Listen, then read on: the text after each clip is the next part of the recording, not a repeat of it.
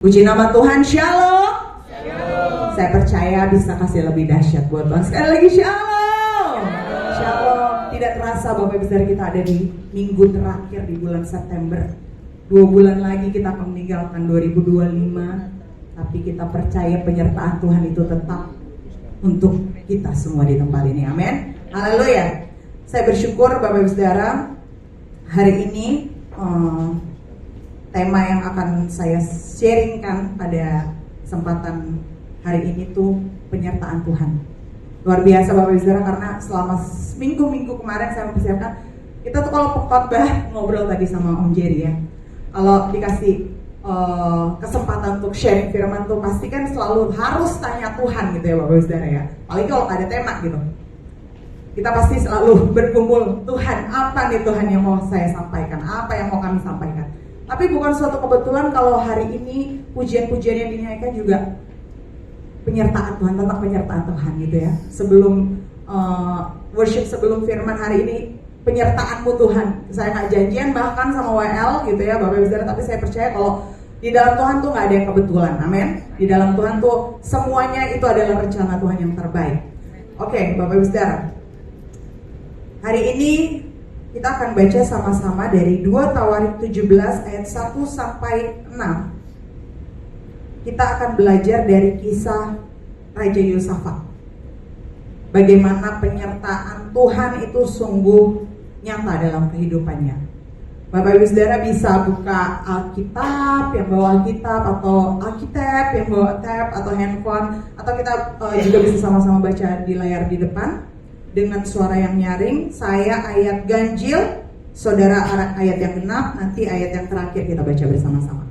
Yang sudah dapat semuanya katakan amin. Amin. Amin. Puji nama Tuhan. Saya dulu Bapak Ibu Saudara, 2 Tawarik 17 ayat 1 sampai 6. Maka Yosafat anaknya menjadi raja menggantikan dia sebagai pemimpin Israel. Ia memperkuat dirinya. Ayat 2.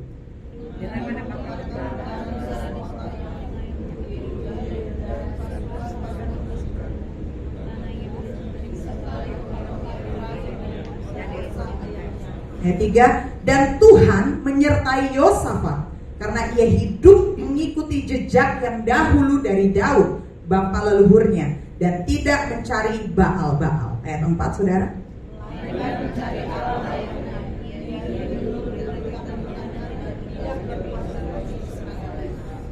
Ayat 5, oleh sebab itu Tuhan mengokohkan kerajaan yang ada di bawah kekuasaannya. Seluruh Yehuda memberikan persembahan kepada Yosafat sehingga ia menjadi kaya dan sangat terhormat. Ayat 6 bersama-sama. Dengan tabah hati ia hidup menurut jalan yang ditunjuk Tuhan. Pula ia menjauhkan dari Yehuda segala bukit pengorbanan dan tiang berhala. Amin. Dari kisah ini Bapak Ibu Saudara, kisah Raja Yosafat ini dinyatakan di perikop ini. Di ayat 3 dikatakan Tuhan menyertai Yosafat. Di ayat 5 dikatakan dan ia menjadi kaya dan sangat terhormat. Bahkan saudara kalau di ayat 12, lompat lagi di ayat 12, dikatakan Yosafat makin lama makin kuat, menjadi luar biasa kuat. Ini tanda bahwa penyertaan Tuhan itu sungguh memberikan dampak dalam kehidupan Yosafat. Saya percaya gak cuma begitu aja ya Tuhan memberikan penyertaannya buat Raja Yosafat, tapi ada hal-hal yang dilakukan Yosafat sehingga penyertaan Tuhan itu sungguh nyata sepanjang kehidupan Yosafat menjadi raja. Nah di sini kita mau sama-sama belajar Bapak Ibu Saudara, apa sih yang dilakukan Raja Yosafat sampai penyertaan Tuhan tuh sebegitu mengikuti kehidupannya selama dia menjadi raja. Dikatakan di ayat sebelumnya, dikatakan di ayat 3 Bapak Ibu Saudara, karena Yosafat mengikuti jejak dahulu dari Daud. Nah kita hari ini mau sama-sama menggali apa sih yang dilakukan Yosafat untuk dia sungguh-sungguh mengalami penyertaan Tuhan yang begitu rupa. Next slide. Kita mau sama-sama belajar apa yang perlu kita perhatikan agar kita senantiasa disertai oleh Tuhan. Yang pertama itu kita harus hidup berkenan di hadapannya. Katakan berkenan. Berkenan. 2 Tawarik 17 ayat 3 sampai 4 dikatakan seperti ini Bapak Ibu Saudara. Dan Tuhan menyertai Yosafat karena apa saudara? Karena ia hidup mengikuti jejak yang dahulu dari Daud, bapa leluhurnya, dan tidak mencari Baal-Baal. Kita tahu Bapak Ibu Saudara, zaman raja-raja ini ya, zaman raja-raja dari dulu awal sekali, kita tahu ada bangsa yang menyembah patung ya, mencari Baal-Baal. Padahal mereka tahu bahwa Tuhan tuh sebegitu luar biasanya menyertai mereka, tapi tetap aja mereka mencari Baal-Baal, mencari Allah-Allah yang lain gitu. Tapi di ayat ini dikatakan Tuhan menyertai Yosafat karena ia hidup mengikuti jejak Daud bapa leluhurnya. Dikatakan dia berkenan, hidup berkenan itu dengan mencari Tuhan, tidak mencari Baal-Baal. Dia mengikuti Daud bapa leluhurnya. Dia mencari Allah ayahnya. Di ayat 4 dikatakan melainkan mencari Allah ayahnya, ia hidup menurut perintah-perintahnya dan tidak berbuat seperti Israel. Saudara, kalau saudara baca ayat yang terkenal dari Daud, bagaimana Tuhan menemukan Daud bin Isai ini seorang yang berkenan di hati Tuhan dan yang melakukan segala kehendak Tuhan. Di Kisah Rasul 13 ayat 22, Daud melakukan dosa gak saudara? Dia bersalah gak sama Tuhan? Dia melakukan dosa, dia jatuh ke dalam dosa. Karena Daud sama seperti kita, manusia gitu ya. Selama kita masih hidup di bumi ini, selama kita masih hidup dalam daging ini, kita gak sempurna gitu ya. Tapi karena Tuhan Yesus yang mengorbankan dirinya di kayu salib menebus saudara dan saya, maka kita disempurnakan gitu dari hari ke hari. Daud pernah jatuh dalam dosa, pernah bikin kesalahan. Tapi kenapa dia dikatakan di Kisah Rasul 13 ayat 22 dia seorang yang berkenan di hati Tuhan dan melakukan segala kehendaknya? Karena apa saudara? Saya pernah bagikan ini ya di beberapa bulan yang lalu, saya pernah bagikan tentang Daud ini. Kenapa Daud ditemukan berkenan di hatinya Tuhan dan melakukan segala kehendaknya Tuhan? Karena saat dia melakukan dosa, saat dia melakukan kesalahan, dia mengakui itu di hadapan Tuhan dan dia tidak berbalik ke dosa yang sama. Dia minta ampun sama Tuhan. Dia bilang sama Tuhan di 2 Samuel 12 ayat 13 dikatakan, aku sudah berdosa kepada Tuhan. Dia merendahkan hatinya, merendahkan dirinya di hadapan Tuhan. Dia mengakui kesalahannya, dosanya di hadapan Tuhan. Dia tahu bahwa dia salah, dia berdosa di hadapan Tuhan. Dan dia sungguh-sungguh dengan kerendahan hatinya, dia mengakui di hadapan Tuhan bahwa aku sudah berdosa pada Tuhan. Makanya Bapak Ibu Saudara, kalau kita baca di kitab-kitab Mazmur, wah itu sajak-sajaknya Daud gitu ya, pujian-pujian Mazmurnya Daud. Di saat dia lagi di titik terendah, di saat dia lagi dikejar-kejar musuh Saul ya, di saat dia lagi takut, dia semua dia curahkan itu sama Tuhan, gak sama manusia, gak sama yang lain saudara. Makanya terciptalah Mazmur-Mazmur gitu ya. Kita tahu kitab Mazmur kitab terpanjang yang ada di Alkitab, Mazmur 1 ayat sampai 150. Dan di situ kita bisa melihat bagaimana nih Daud sebegitu dekatnya sama Tuhan, sebegitu dia bergantungnya sama Tuhan. Apa-apa dia bilang sama Tuhan. Dia lagi sakit dia bilang sama Tuhan. Dia lagi kesusahan dia bilang sama Tuhan. Dia minta pertolongan dia bilang sama Tuhan. Dia gak cari manusia tapi dia cari Tuhan. Dia doa di hadapan Tuhan. Makanya waktu kisah Daud saudara, kalau kita flashback sedikit, dia waktu itu dapat teguran dari Nabi Nathan dan dia mengakui setiap dosa dan kesalahannya di hadapan Tuhan. Makanya Tuhan bisa bilang bahwa Daud itu seorang yang berkenan di hatinya dan melakukan segala kehendaknya. Karena apa? Daud tahu isi hatinya Tuhan. Dia melakukan kesalahan ya, dia melakukan dosa ya, tapi dia tidak berbalik melakukan kesalahan dan dosa yang sama. Melainkan apa? Dia melangkah, dia maju. Dia mau mengikuti perintah-perintah Tuhan. Dia mau melakukan kehendak Tuhan dalam kehidupannya. Dikatakan juga ia tidak menyembah Baal. Pada waktu itu memang lagi tren juga Bapak Ibu Saudara ya, menyembah Baal, patung-patung. Udah tahu itu benda mati gitu, tapi masih disembah gitu kan. Ini dikatakan dia tidak mencari Baal dan dia tidak berbuat seperti Israel. Jadi luar biasa banget kita belajar dari kehidupan Yosafat yang dia sungguh-sungguh mengikuti jejaknya Daud. Dia nggak ngikutin dosa yang dilakukan Daud, saudara, tapi dia mengikuti apa yang Daud lakukan untuk berkenan di hati Tuhan. Mungkin hari-hari ini ya Baal gitu, patung-patung Baal mungkin nggak terlalu relate gitu ya Bapak Ibu Saudara di era zaman ini. Tapi ilah-ilah zaman ini, apa yang membuat kita jadi nggak prioritaskan Tuhan, itu bisa jadi berhala kita, gitu ya. Mungkin kesibukan kita, mungkin karena kita terlalu mengejar cita-cita kita, gitu ya, selama di bumi ini. Apa hobi kita, kesukaan kita? Gak salah saudara punya hobi, punya cita-cita, gitu ya. Kita mengejar karir, gak salah, gak ada yang salah. Tapi satu hal, sebagai orang percaya kita perlu terus di-remind, kita perlu terus diingatkan bahwa kita harus tetap memprioritaskan Tuhan dalam segala aspek hidup kita. Amin. Yang setuju katakan amin. Prioritaskan Tuhan dulu, baru cari yang lain, baru kejar yang lain. Makanya firman Tuhan di Matius 6 ayat 33 berkata, carilah dulu kerajaan Allah dan kebenarannya, maka semuanya itu akan ditambahkan padamu. Cari Tuhan dulu, kejar Tuhan dulu. Mungkin hari-hari ini kita merasa, ya Tuhan, aku udah maksimal nih Tuhan, memberikan yang terbaik buat Engkau, tapi kok begini ya? Jangan pakai kekuatan kita, saudara. Kekuatan kita tuh terbatas. Tapi saat kita berserah sama Tuhan, kita surrender gitu ya di hadapan Tuhan, maka kekuatannya nggak terbatas itu yang akan memampukan kita untuk terus berjuang, untuk terus tidak menyerah ya melewati kehidupan ini, untuk mau terus hidup menyenangkan hati Tuhan gitu. Makanya hari-hari ini terus yuk kita sama-sama belajar Bapak Ibu Saudara untuk terus hidup berkenan di hadapan Tuhan, menyenangkan hati Tuhan. Karena Tuhan mencari umatnya yang sungguh-sungguh mau menyenangkan hatinya, yang sungguh-sungguh mau hidup berkenan di hadapannya.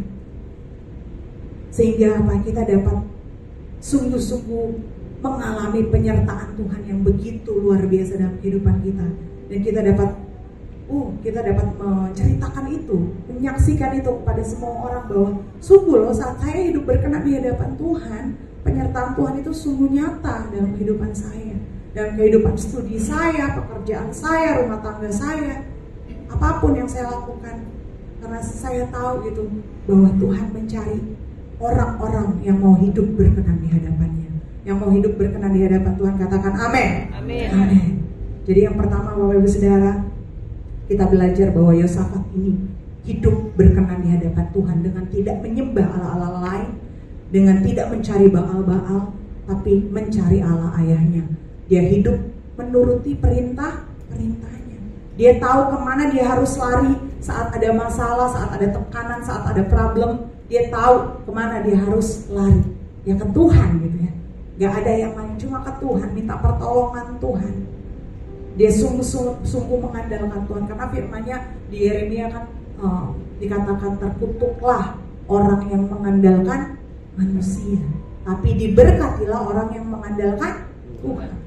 Jadi terus, mungkin sering kali Bapak Ibu Saudara sering gitu ya dengar ayat ini, tapi betul kita harus terus mengandalkan Tuhan dan tidak mengandalkan kekuatan kita sendiri, sehingga kita dapat terus melakukan perintah-perintah Tuhan, hidup seturut perintah-perintah Tuhan, dan kita dimampukan untuk hidup berkenan di hadapannya. Yang setuju katakan amin. Amin. Yang kedua Bapak Ibu Saudara, yang dilakukan Yosafat itu adalah mencari Tuhan senantiasa. Di ayat 4 dikatakan, Daud itu tidak mencari Baal, melainkan mencari Allah ayahnya. Ia hidup menurut perintah-perintahnya dan tidak berbuat seperti Israel. Jadi Yosafat itu mencari Tuhan senantiasa. Dikatakan di ayat selanjutnya itu ya Bapak Ibu Saudara, dikatakan dia tuh menjauhkan tiang-tiang berhala, menjauhkan Baal-Baal yang pada saat itu orang-orang yang gak percaya sama Tuhan masih menyembah patung. Yosafat jauhkan gitu. Itu kan suatu tindakan yang berani ya Bapak Ibu Saudara ya. di masa itu. Dan makanya dikatakan di ayat 4, melainkan mencari Allah ayahnya, ia hidup menurut perintah-perintahnya. Saya kilas balik sedikit Bapak Ibu Saudara. Yosafat ini adalah anak dari Raja Asa, ya. Jadi di perikop sebelumnya di 1 Tawarik 16 itu dituliskan tentang ayahnya si Yosafat ini. Nah, ayahnya Yosafat ini namanya Raja Asa, tapi hidupnya berbanding terbalik sama Yosafat. Makanya kan di ayat 3 dikatakan Tuhan menyertai Yosafat karena ia hidup mengikuti jejak dahulu dari Daud, bukan jejak ayahnya gitu ya. Jadi ayahnya itu berbanding terbalik kehidupannya sama Yosafat. Jadi singkat cerita, saat ada peperangan di masa Raja Asa, ayahnya si Yosafat ini, Raja Asa itu tidak taat sama perintah Tuhan. Saudara, kalau saudara baca di kitab Tawarikh itu masa kerajaan demi kerajaan, dan di masa kerajaan demi kerajaan itu pasti selalu ada satu nabi yang mendampingi mereka pada masa itu. Nabi ini tuh tugasnya untuk memperingatkan raja yang memimpin saat itu. Dia membawa pesan dari Tuhan, dia bisa bernubuat, dia bisa melihat nubuatan-nubuatan, dan dia mengingatkan kepada raja yang memimpin pada saat itu. Itu pasti selalu ada gitu ya. Jadi di mana ada suatu kerajaan, raja yang memerintah pada saat itu, pasti ada nabi, seorang nabi yang mendampingi. Dan pada masa Raja Asa ini, nabi yang mendampingi ini namanya Hanani, saudara ya. Saat ada konflik peperangan gitu ya, dari kerajaan demi kerajaan. Jadi pada masa itu ada beberapa kerajaan-kerajaan. Nah, Raja Asa ini memimpin kerajaan Yehuda, salah satu kerajaan yang di dalamnya itu ada kota Yerusalem gitu ya. Ada beberapa kerajaan yang lain, ada kerajaan Aram, ada kerajaan yang lain tuh ada banyak. Nah, pada saat itu ada konflik peperangan karena ada satu kerajaan yang lebih besar dari kerajaan Yehuda yang mau menyerang gitu ya, kerajaan Yehuda pada masa pemerintahan Raja Asa ini. Nah, Hanani mengingatkan kepada Raja Asa bahwa kamu tuh harus ikutin Tuhan. Percaya deh, gak usah andelin manusia, gak usah andelin raja yang ngajak kamu untuk kong kali kong gitu istilahnya Bapak Ibu Saudara. Gak usah ngandelin raja. Percaya sama Tuhan, andalkan Tuhan aja. Tuhan yang akan membuat engkau berhasil dan membuat engkau menang. Tapi respon Raja Asa ini, papanya Daud, dia bilang, gak usah, gak perlu. Aku kong aja nih, aku ikut aja nih sama raja yang mau ngajak aku untuk barengan gitu, berperang bersama. Gitu ya saudara. Nah, bukannya diterima gitu ya, udah diingatkan sama Nabi Hanani, diingatkan bahwa kamu akan berhasil gitu kalau kamu mengandalkan Tuhan, kalau kamu percaya sama Tuhan. Tapi Raja Asa ini gak mendengar. Dia mengikuti keinginannya sendiri. Dia pakai kekuatannya sendiri. Malah karena dia sakit hati, dia tersinggung sama Nabi Hanani, malah dia penjarain itu nabi. Gitu Bapak Ibu Saudara. Akhirnya apa? Karena dia tidak mengindahkan perintah Tuhan, Raja Asa ini berakhir dengan miris hidupnya. Dia sakit kaki pada waktu itu dia sakit kaki yang nggak bisa disembuhkan, gitu ya. Parah sekali sakitnya. Dan udah sakit gitu, saudara. Raja Asa ini bukannya berbalik sama Tuhan, malah dia mencari pertolongan tabib-tabib. Padahal dia tahu loh, dia punya Tuhan yang sudah bilang bahwa engkau akan berhasil, engkau akan diberkati kalau engkau mengandalkan aku. Tapi dia masih juga cari yang lain di luar Tuhan. Makanya hidupnya tuh berakhir dengan miris. Itu kisah balik ya, kilas balik dari ayahnya si Yosafat ini, Bapak Ibu Saudara. Nah, makanya dikatakan di sini Yosafat tidak mengikuti hidup bapaknya gitu, ayahnya, tapi dia mengikuti bapak leluhurnya, Daud. Dia melakukan perintah Tuhan, gitu ya. Dan saat Yosafat hidup menurut perintah Tuhan, tadi saya katakan dia menyingkirkan tempat-tempat ibadah Baal, patung-patung berhala itu disingkirkan, dewa-dewa asing disingkirkan, tiang-tiang Asyera disingkirkan. Dia apa? Dia memperkuat penyembahan kepada Tuhan. Dia tuh punya pasukan, tim PPW tuh dia punya, saudara. Saking Tuhan menyertai dia gitu ya, karena dia menjauhkan segala dewa-dewa pada masa itu. Tuhan menyertai dia. Dia memperkuat penyembahan kepada Tuhan yang benar. Dia nggak berbuat seperti Israel. Kan dikatakan di ayat 4 sebelumnya, melainkan mencari Allahnya, ia hidup menurut perintah-perintahnya dan tidak berbuat seperti Israel. Kita tahu bangsa Israel tuh bangsa yang tegar tengkuk ya saudara ya. Udah dikasih roti mana, gak bersyukur gitu kan. Udah dikasih lewat laut, ya laut dibelah jadi 2. Udah dikasih tiang api, tiang awan, masih bersungut-sungut gitu. Jangan sampai kita di tempat ini kayak bangsa Israel tegar tengkuk saudara ya. Udah dikasih tahu, udah dikasih roti mana, udah dikasih berkat, udah dikasih tiang awan, tiang api, masih aja kok Tuhan berkatnya cuma segini Tuhan. Jangan sampai ya saudara ya. Tapi kayak pujian tadi, biar kita tuh selalu bersyukur sama Tuhan. Apapun yang terjadi, enak gak enak, tetap bersyukur sama Tuhan. Tetap menyembah Tuhan, tetap bilang Tuhan Yesus baik. Karena kita semua ada sampai saat ini karena anugerah Tuhan. Gak ada yang lain saudara. Mungkin bisa kita berjalan dengan kekuatan kita, tapi terbatas. Kita punya Tuhan yang tidak terbatas, maka kita ayo andalkan Dia, utamakan Dia, cari Dia senantiasa. Seperti Yosafat gitu ya saudara ya. Dia nggak mencari Baal-Baal, dia tidak bersungut-sungut, dia tidak tegar tengkuk, bahkan dia malah menjauhkan tiang-tiang berhala gitu ya. Dia tidak berbuat seperti Israel, dia bersyukur, dia menyembah, dia berdoa gitu ya saudara ya.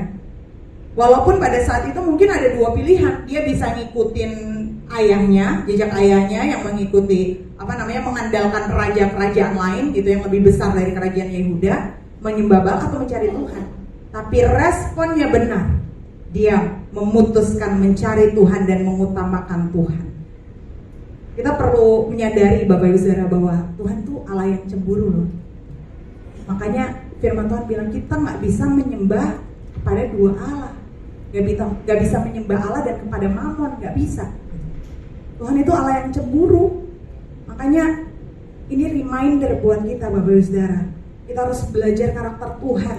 Di Keluaran 34 ayat 14, Dia Allah yang cemburu, makanya kita gak bisa mendua hati saudara. Jangan kita mendua hati gitu ya.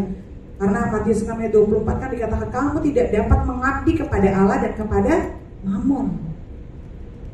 Kalau kita tahu kita menyembah Allah yang besar, Allah yang luar biasa, Allah yang kudus, Allah pencipta langit dan bumi dan segala isinya, menyembahlah kepada Dia, setialah menyembah kepada Dia, karena Dia sudah terlebih dahulu menyatakan kesetiaannya buat kita. Amin.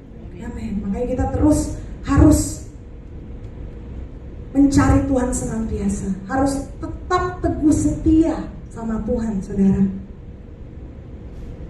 Apa sih gitu ya yang kita cari di dunia ini? Yang mungkin selama kita hidup di dunia ini kita harus bekerja betul gitu, kita harus berkeluarga betul, kita harus melayani betul gitu. Tapi pada akhirnya popularitas, kekayaan, jabatan, semua itu sifatnya hanya sementara kan. Kita gak bawa nanti di dunia akhir kita gitu, kita gak bawa ke surga. Makanya mungkin ada dari kita atau beberapa orang di luar sana, kebanyakan mungkin saudara ya, yang ngalamin fase dimana kering gitu saudara. Saya punya keluarga yang bahagia, saya punya pekerjaan yang baik, saya punya teman-teman yang mensupport, saya punya rumah tangga yang luar biasa gitu ya, saya punya segalanya, saya udah punya gitu ya, saya bisa kemana-mana gitu. Tapi kok rasanya ada yang hilang nih, ada yang kosong nih. Ada kan fase-fase kayak gitu, dimana kita kayak udah punya segalanya tapi ada satu yang kosong gitu di dalam hidup kita. Itu artinya saudara ya, itu artinya reminder dari Roh Kudus bahwa kita perlu cari Tuhan. Kita perlu terus mengejar Tuhan. Kita perlu bangun kerohanian kita, back to basic lagi gitu ya. Mungkin terdengar klise Bapak Ibu Saudara. Doa lagi, penyembahan lagi, worship lagi, baca Alkitab lagi, ya memang gitu. Itu basic kehidupan kekristenan gitu. Itu basic gitu ya, itu dasar dari kehidupan orang percaya. Karena kita gak bisa hidup tanpa doa, kita gak bisa hidup tanpa baca firman tuh gak bisa saudara. Gitu ya, pasti ada ruang yang kosong nih yang gak diisi. Jadi akhirnya lama-kelamaan kita jadi kering gitu. Kita jadi kering, kok saya nggak ngerasain damai, saya nggak ngerasain sukacita gitu ya. Padahal semuanya ada, semuanya saya miliki. Back to basic lagi saudara. Dalam kehidupan doa kita, Tuhan memberikan kita kekuatan, amin. Di saat orang lain nggak bisa kasih yang kita mau, tapi Tuhan bisa kasih yang kita mau, gitu ya. Di dalam kehidupan doa pujian penyembahan, saat kita membaca firman, itu memberi kita hikmat, amin. Jadi saat kita mau ngambil keputusan, entah itu di rumah tangga, entah di pekerjaan, entah di sekolah, di kampus, dimanapun, saudara, Tuhan kasih hikmatnya buat kita. Karena apa? Kita baca firman terus gitu. Kita terus diingatkan, oh iya aku harus mengandalkan Tuhan. Oh iya aku harus terus mencari Tuhan. Oh iya aku harus terus merenungkan firman Tuhan. Aku harus terus mengejar Tuhan. Dalam kehidupan kerohanian kita, saat kita membaca firman Tuhan kita diberikan hikmat. Saat kita berdoa kita diberikan kekuatan. Saat kita memuji Tuhan kita diberikan pengharapan. Amin. Kita hanya temukan itu semua hanya di dalam hadirat Tuhan, saudara. Makanya terus yuk kita sama-sama bangun kehidupan kerohanian kita, bangun persekutuan kita sama Tuhan, bangun keintiman kita sama Tuhan. Karena itu prinsip orang percaya. Kita harus bangun itu hari demi hari. Walaupun rasanya mungkin saya tapi baru bacanya nih, bisa bacanya dari kitab Matius aja, nggak apa-apa, saudara. Mau satu pasal sehari nggak apa-apa. Kita semua punya Roh Kudus ya. Dalam kita nih punya Roh Kudus. Nanti dari satu pasal yang kita baca, bahkan satu ayat pun yang kita baca, saya percaya Roh Kudus berbicara kok buat kita. Roh Kudus yang kasih pengertian. Oh iya, saya harus bijak ya dalam mengambil keputusan gitu ya. Oh, saya harus mengucap syukur ya dalam keadaan susah kayak gini. Roh Kudus yang kasih kita hikmat gitu, Bapak Ibu Saudara. Makanya perlu kita berdoa. Sebagai umat percaya itu senjata kita. Doa itu senjata kita. Untuk apa? Untuk membangkitkan iman kita kepada Tuhan. Untuk tetap percaya mesti kita gak lihat penyertaan Tuhan tuh, kita gak lihat gitu. Tapi kita percaya bahwa Tuhan beserta dengan kita, amin. Karena kita punya Tuhan Allah Immanuel, Allah yang beserta dengan kita. Tante pernah sampaikan Immanuel tuh Allah beserta dengan kita. Artinya apa? Allah berjalan bersama kita, Allah berjalan di depan kita, Allah berjalan di belakang kita, Allah berjalan senantiasa dalam segala musim hidup kita, amin. Kita tetap percaya Bapak Ibu Saudara bahwa saat kita mencari Tuhan, senantiasa perlindungan Tuhan itu sempurna buat kita, amin.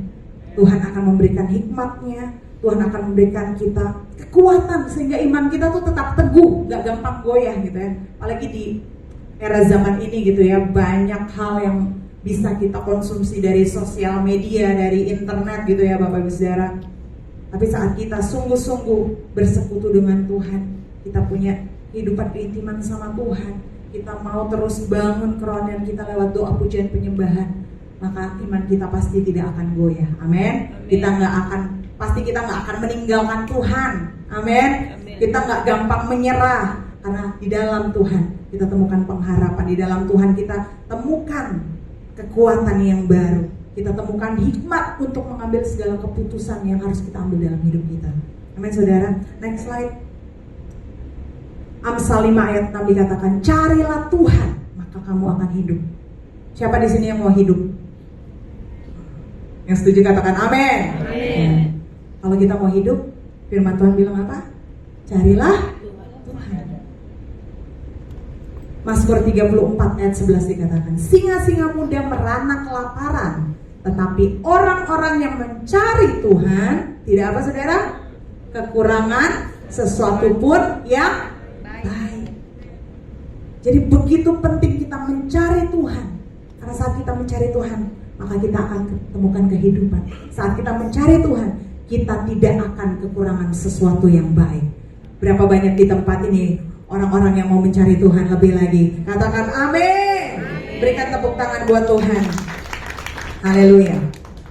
Yang ketiga saudara, yang dilakukan Yosafat sehingga penyertaan Tuhan sungguh nyata dalam kehidupannya. Yang ketiga adalah dia berani melangkah. Artinya apa? Artinya gak takut gitu ya. Dan yang kedua, dia berani memberitakan Injil, jadi saksi. Kita baca sama-sama di next slide Pak, boleh? 2 Tawarik 17 ayat 9 sampai 10. Saya bacakan saudara. Mereka memberikan pelajaran di Yehuda dengan membawa kitab Taurat Tuhan. Mereka mengelilingi semua kota di Yehuda sambil mengajar rakyat. Ayat 10, ketakutan yang dari Tuhan menimpa semua kerajaan di negeri-negeri sekeliling Yehuda sehingga mereka tidak berani berperang melawan Yosafat. Wow, luar biasa Bapak Saudara. Ayat 9 dikatakan mereka memberikan pelajaran di Yehuda dengan membawa kitab Taurat Tuhan. Mereka mengelilingi semua kota di Yehuda sambil mengajar rakyat. Kerajaan Yehuda itu cukup besar Bapak Saudara, termasuk Yerusalem di dalamnya dan ada beberapa kota-kota lagi. Itu bayangin dulu gak ada Gojek ya, gak ada Grab gitu ya. Mereka berkeliling tuh, bawa kitab Taurat, bawa kitab gitu ya. Mereka mengajar rakyat yang ada di kerajaan Yehuda pada saat itu. Dan akhirnya apa? Saat Yosafat berani melangkah, gak gampang saudara, karena pada waktu itu saya bilang kan ada orang-orang yang menyembah Baal-Baal, ya kan? Ada orang-orang yang menyembah dewa-dewa, patung-patung Asyera tuh ada. Tapi Yosafat berani melangkah karena dia tahu Tuhan ada di pihak dia. Amin. Makanya dia berani melangkah, dia mengelilingi semua kota Yehuda, dia mengajar rakyat. Sehingga ayat 10 dikatakan ketakutan yang dari Tuhan. Artinya apa? Takut akan Tuhan itu loh. Takut akan Tuhan menimpa semua kerajaan di negeri sekeliling Yehuda. Jadi tadi saya bilang di sekeliling Yehuda tuh ada kerajaan-kerajaan lain Bapak Ibu Saudara. Saat Yosafat berani melangkah, dia mengajar, membawa kitab Taurat Tuhan gitu ya, dia keliling, dia membagiin Injil gitu, dia memberitakan kabar baik. Ini hasilnya ketakutan yang dari Tuhan. Kerajaan-kerajaan sekelilingnya jadi takut akan Tuhan, jadi menyembah Tuhan, jadi percaya pada Tuhan. Makanya Bapak Ibu Saudara, memberitakan Injil itu ya, itu panggilan saudara dan saya. Tadi VOP-nya itu menyelesaikan amanat agung gitu ya. Ini yang digaungkan oleh Gembala Pembina kita, Gembala Sidin kita, Bapak Pendeta Dr. Insinyur Niko Nyotora Harjo, bahwa 2033 itu bagaimana kita menyelesaikan amanat agung gitu ya, goalnya. Dan memberitakan Injil itu bukan tugas saya, saudara, bukan tugas Opa Jerry, bukan tugas Pagem aja, tapi semua kita yang ada di tempat ini, semua orang percaya itu kita punya tugas dan panggilan untuk memberitakan Injil. Amin. Kita harus mengajarkannya berulang-ulang gitu ya. Mungkin ada orang tua di sini, ayo ajarkan kepada anak-anak kita, Bapak Ibu, ajarkan, bicarakan gitu ya firman Tuhan saat kita duduk gitu, saat kita berbaring, saat kita lagi makan, lagi ngobrol santai, sambil gitu ya, sambil memberitakan firman Tuhan. Amanat agung kan, pergilah, jadikanlah semua bangsa muridku dan baptislah, ajarlah, ya kan? Dan ketahuilah, aku menyertai kamu senantiasa sampai akhir zaman. Nah ini dari masa Yosafat, dia sudah menginjil saudara. Dia sudah mulai melakukan amanat agung itu ya. Dan kita harus meneladani Yosafat saat dia berani melangkah. Lihat penyertaan Tuhan sungguh nyata dalam kehidupannya. Saudara kalau baca di rumah ini perikop ayat 2 Tawarik 17 ini, itu ada bangsa-bangsa, ada pasukan-pasukan yang ditulis begitu detail gitu ya, yang dimiliki sama Raja Yosafat pada masa itu, bagaimana kekayaan yang dia miliki, bagaimana ratusan ribu pasukan yang dia miliki, bagaimana kekayaan yang dimiliki, itu diceritain semua di situ, dituliskan di situ. Makanya ayat 3 kita belajar harus berani melangkah, saudara. Berani melangkah untuk apa? Bersaksi gitu. Kalau kita udah mengalami kebaikan Tuhan, saksikan itu pada teman-teman kita yang mungkin belum percaya, keluarga kita yang belum percaya, saksikan. Sehingga dari kesaksian kita mereka dapat melihat, oh iya Tuhan yang kita sembah tuh hidup ya. Tuhan yang kita sembah itu real ya, gak cuma apa kata orang gitu, tapi mereka juga nanti bisa mengalami itu sendiri. Dan ada sedikit ilustrasi gitu ya Bapak Ibu Saudara ya. Penyertaan Tuhan itu bisa kita lihat saat kita melangkah. Benar atau benar Bapak Ibu Saudara? Simple aja. Bapak Ibu Saudara kalau misalnya mau ke gereja ini ya, ke Citos, nggak tahu jalan, kita biasa buka apa ya? Waze atau Maps gitu ya. Kita buka, kita klik tujuannya Citos gitu kan, Cilandak Town Square. Nah, kalau kita udah naik kendaraan, mobil atau motor gitu ya, nah dia akan kasih aba-aba saat kita udah jalan atau saat kita masih diem? Sudah jalan kan? 300 meter belok kiri gitu. Yes. Kalau kita diem aja, dia bakal ngasih aba-aba nggak saudara? Nah makanya ini ilustrasi yang relate gitu ya mungkin buat kita. Saat kita melangkah, baru kita melihat tuh penyertaan Tuhan.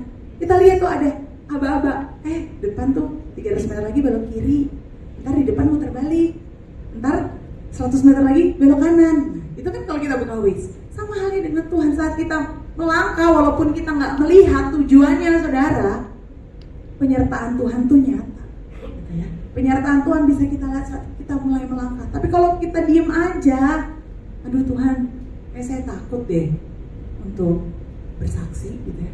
Saya takut deh untuk melayani, saya takut deh untuk belajar lebih lagi. Kita gak akan bisa melihat penyertaan Tuhan saudara. Karena Tuhan bekerja saat kita mau bekerja sama dengan Dia. Saat kita mau mulai melangkah, kita akan melihat penyertaan Tuhan yang sungguh nyata dalam kehidupan kita. Makanya di Yesaya 41 ayat 10 dikatakan seperti ini. Janganlah takut sebab aku menyertai engkau. Janganlah bimbang sebab aku ini Allahmu. Aku akan meneguhkan, bahkan akan menolong engkau. Aku akan memegang engkau dengan tangan kananku yang membawa kemenangan. Tuhan gak pernah menjanjikan hidup kita ini gak ada masalah. Ada gak saudara ayatnya di Alkitab? Gak ada ya. Selama kita hidup di dunia ini pasti kita ketemu sama yang namanya masalah. Itu harus jadi teman kita deh sebagai orang percaya. Karena masalah itu yang membuat kita dewasa gitu ya. Masalah itu yang membuat iman kita jadi teguh gitu ya, kuat gitu ya. Kalau nggak ada masalah, kita nih nggak bisa dibentuk nih. Daging kita ini nggak bisa dibentuk. Makanya kita harus lewatin proses demi proses supaya kita apa? Menang. Supaya kita ngelewat. Oh level 1 nih udah nih dilewatin. Level 2, oh udah bisa dilewatin. Itu semua karena apa? Penyertaan Tuhan saudara. Makanya Tuhan tuh bilang sama kita jangan takut. Berani melangkah aja sebab aku menyertai engkau gitu ya. Tuhan berjanji bahwa Dia selalu